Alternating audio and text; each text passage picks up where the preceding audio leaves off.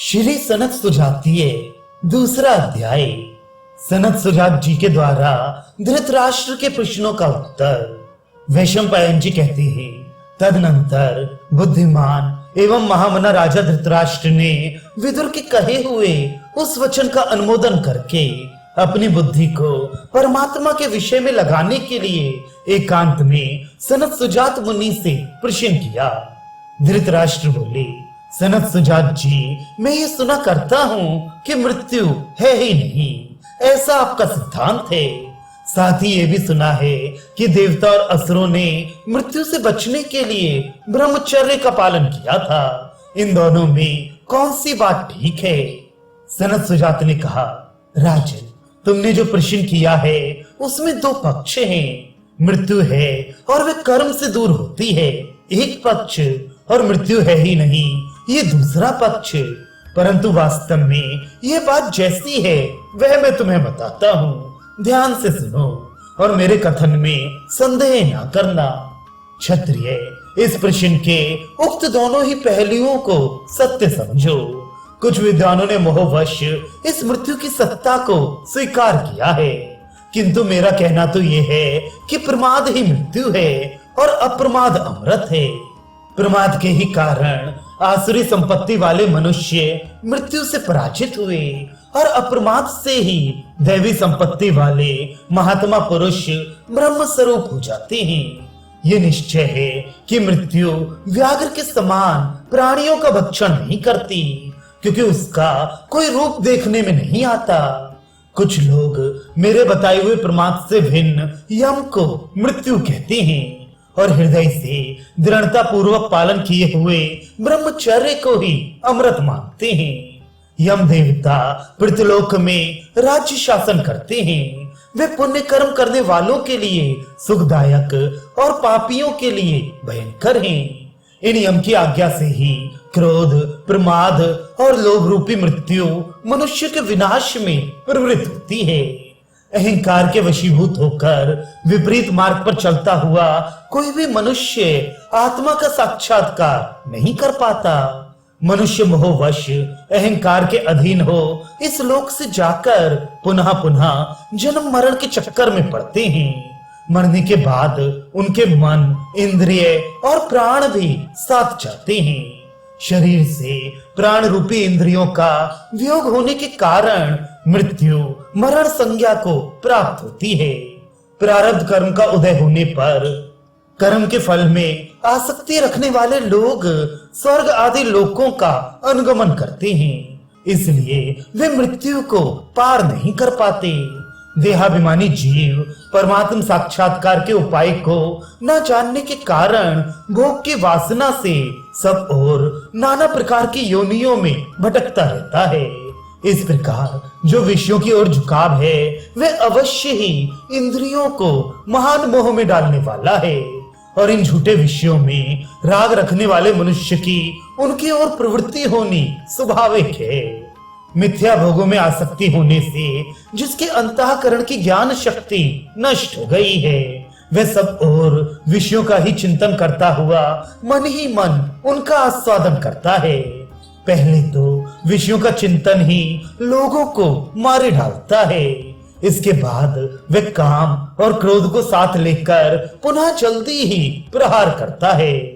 इस प्रकार ये विषय चिंतन, काम और क्रोध ही विवेकहीन मनुष्यों को मृत्यु के निकट पहुंचाते हैं।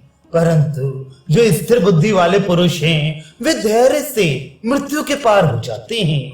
अतः जो मृत्यु को जीतने की इच्छा रखता है उसे चाहिए कि विषयों के स्वरूप का विचार करके उन्हें तुच्छ मानकर कुछ भी न गिनते हुए उनकी कामनाओं को उत्पन्न होते ही नष्ट कर डाले।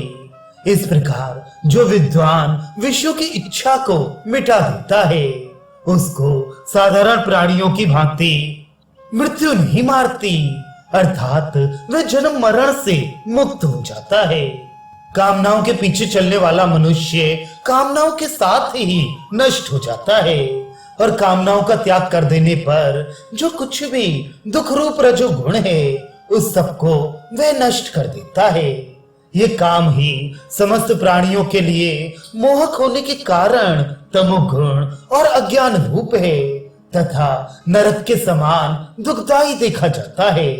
जैसे मतवाले पुरुष चलते चलते गड्ढे की ओर दौड़ पड़ते हैं, वैसे ही कामी पुरुष भोगों में सुख मानकर उनकी ओर दौड़ते हैं। जिसके चित्त की वृत्तियां कामनाओं से मोहित नहीं हुई हैं, उस ज्ञानी पुरुष का इस लोक में तिनकों के बनाए हुए व्याघ्र के समान मृत्यु क्या बिगाड़ सकती है। इसलिए राजन, इस काम की आयु अर्थात सत्ता नष्ट करने की इच्छा से दूसरे किसी भी विषय भोग को कुछ भी न गिनकर उसका चिंतन त्याग देना चाहिए। राजन, ये जो तुम्हारे शरीर के भीतर अंतरात्मा है, मोह के वशीभूत होकर यही क्रोध, लोभ और मृत्यु रूप हो जाता है।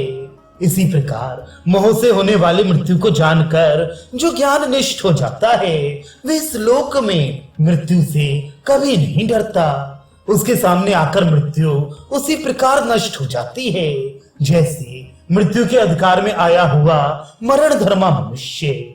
धृतराष्ट्र बोले, द्विजातियों के लिए यज्ञों द्वारा जिन पवित्रतम, सनातन एवं श्रेष्ठ लोकों की प्राप्ति बताई गई है, यहाँ वेद उन्हीं को परम पुरुषार्थ कहते हैं। इस बात को जानने वाला विद्वान उत्तम कर्मों का ही आश्रय क्यों ना ले। सनत सुजात ने कहा, राजन, अज्ञानी पुरुष ही इस प्रकार भिन्न भिन्न लोकों में गमन करता है तथा वेद कर्म के बहुत से प्रयोजन भी बताते हैं, परंतु जो निष्काम पुरुष हैं, वे ज्ञान मार्ग के द्वारा अन्य सभी मार्गों का बोध करके परमात्म स्वरूप होता हुआ ही परमात्मा को प्राप्त होता है। धृतराष्ट्र बोले, विद्वान, यदि वे परमात्मा ही क्रमशः इस संपूर्ण जगत के रूप में प्रकट होता है, तो उस अजन्मा और पुरातन पुरुष पर कौन शासन करता है, अथवा उसे इस रूप में आने की क्या आवश्यकता है और क्या सुख मिलता है, ये सब मुझे ठीक ठीक बताइए। सनत सुजात ने कहा, तुम्हारे प्रश्न में जो अनेकों विकल्प किए गए हैं, उसके अनुसार भेद की प्राप्ति होती है और उसे स्वीकार कर लेने से महान दोष आता है, क्योंकि अनादि माया के संबंध से जीवों का नित्य प्रवाह चलता रहता है। ऐसा मानने से इस परमात्मा की महत्ता नष्ट नहीं होती और उसकी माया के संबंध से जीव भी पुनः पुनः उत्पन्न होते रहते हैं। ये जो दृश्यमान जगत है, वह परमात्मा का स्वरूप है और परमात्मा नित्य है। वह विकार यानी माया के योग से इस विश्व को उत्पन्न करता है तथा माया उस परमात्मा की शक्ति है, ऐसा माना जाता है और ऐसे अर्थ के प्रतिपादन में वेद प्रमाण है। धृतराष्ट्र बोले, इस जगत में कुछ लोग ऐसे हैं जो धर्म का आचरण नहीं करते तथा कुछ लोग उसका आचरण करते हैं। अतः मैं पूछता हूँ कि धर्म पाप के द्वारा नष्ट होता है या धर्म ही पाप को नष्ट कर देता है। सनत सुजात ने कहा, राजन, धर्म और पाप दोनों के दो प्रकार के फल होते हैं और उन दोनों का ही उपभोग करना पड़ता है। परमात्मा में स्थिति होने पर विद्वान पुरुष उस नित्य वस्तु के ज्ञान द्वारा अपने पूर्वकृत पाप और पुण्य दोनों का सदा के लिए नाश कर देता है। यदि ऐसी स्थिति नहीं हुई तो देहाभिमानी मनुष्य कभी पुण्य फल को प्राप्त करता है और कभी क्रमशः प्राप्त हुए पूर्वोपार्जित पाप के फल का अनुभव करता है। इस प्रकार पुण्य और पाप के जो स्वर्ग नरक रूप दो अस्थिर फल हैं, उनका भोग करके वे इस जगत में जन्म ले पुनः तदनुसार कर्मों में लग जाता है। किंतु कर्मों के तत्व को जानने वाला निष्काम पुरुष धर्म रूप कर्म के द्वारा अपने पूर्व पाप का यहाँ ही नाश कर देता है। इस प्रकार धर्म ही अत्यंत बलवान है। इसीलिए धर्माचरण करने वालों को समयानुसार अवश्य सिद्धि प्राप्त होती है। धृतराष्ट्र बोले, विद्वान, पुण्य कर्म करने वाले द्विजातियों को अपने अपने धर्म के फल स्वरूप जिन सनातन लोकों की प्राप्ति बताई गई है, उनका क्रम बतलाइए तथा उससे भिन्न जो अत्यंत उत्कृष्ट मोक्ष सुख है, उसका भी निरूपण कीजिए। अब मैं सकाम कर्म की बात नहीं जानना चाहता। सनत सुजात ने कहा, जैसे बलवान पहलवानों में अपना बल बढ़ाने के निमित्त एक दूसरे से लाग डांट रहती है, उसी प्रकार जो निष्काम भाव से यम नियम आदि के पालन में दूसरों से बढ़ने का प्रयास करते हैं, वे ब्राह्मण यहाँ से मर के जाने के बाद ब्रह्मलोक में अपने तेज का प्रकाश फैलाते हैं। जिनकी वर्णाश्रम धर्म में स्पर्धा है, उनके लिए वे ज्ञान का साधन है, किंतु वे ब्राह्मण यदि सकाम भाव से उसका अनुष्ठान करें तो मृत्यु के पश्चात यहाँ से देवताओं के निवास स्थान स्वर्ग में जाते हैं। ब्राह्मण के सम्यक आचार की वेदवेत्ता पुरुष प्रशंसा करते हैं, किंतु अपने में वर्णाश्रम का अभिमान रखने के कारण जो बहिर्मुख है उसे अधिक महत्व नहीं देना चाहिए। जो निष्काम भाव से श्रौत धर्म का पालन करने से अंतर्मुख हो गया है, ऐसे पुरुष को श्रेष्ठ समझना चाहिए। जैसे वर्षा ऋतु में तृण घास आदि की बहुतायत होती है, उसी प्रकार जहाँ ब्रह्मवेत्ता सन्यासी के योग्य अन्नपान आदि की अधिकता मालूम पड़े, उसी देश में रहकर जीवन निर्वाह करे, भूख प्यास से अपने को कष्ट ना पहुंचाए। किंतु जहाँ अपना महात्म्य प्रकाशित न करने पर भय और अमंगल प्राप्त होता है, वहां रहकर भी जो अपनी विशेषता प्रकट नहीं करता, वही श्रेष्ठ पुरुष है, दूसरा नहीं।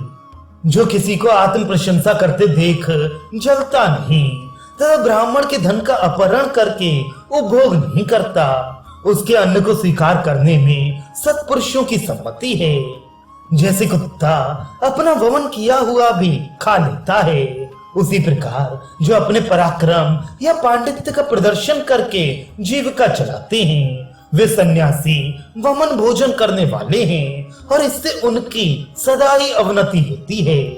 जो कुटुंबी जनों के बीच में रहकर भी अपनी साधना को उनसे सदा गुप्त रखने का प्रयत्न करता है, ऐसे ब्राह्मण को ही विद्वान पुरुष ब्राह्मण मानते हैं। इसलिए उपयुक्त रूप से जीवन बिताने वाले क्षत्रिय को भी ब्रह्म का प्रकाश प्राप्त होता है, वह भी अपने ब्रह्म भाव को दिखता है। इस प्रकार जो भेद शून्य चिन्ह रहित अविचल शुद्ध एवं सब प्रकार के द्वैत से रहित आत्मा है, उसके स्वरूप को जानने वाला कौन ब्रह्मवेत्ता पुरुष उसका अधःपतन करना चाहेगा। जो उक्त प्रकार से वर्तमान आत्मा को उसके विपरीत रूप से समझता है, आत्मा का अपहरण करने वाले उस चोर ने कौन सा पाप नहीं किया। जो कर्तव्य पालन में कभी थकता नहीं, दान नहीं लेता, सत्पुरुषों में सम्मानित और शांत है तथा शिष्ट होकर भी शिष्टता का विज्ञापन नहीं करता, वही ब्राह्मण ब्रह्मवेत्ता एवं विद्वान है। जो लौकिक धन की दृष्टि से निर्धन होकर भी दैवी संपत्ति तथा यज्ञ उपासना आदि से संपन्न है, वे दुर्धर्ष और निर्भय हैं। उन्हें ब्रह्म की साक्षात मूर्ति समझना चाहिए। यदि कोई इस लोक में अभीष्ट सिद्ध करने वाले संपूर्ण देवताओं को जान ले, तो भी वह ब्रह्मवेत्ता के समान नहीं होता, क्योंकि वह तो अभीष्ट फल की सिद्धि के लिए ही प्रयत्न कर रहा है।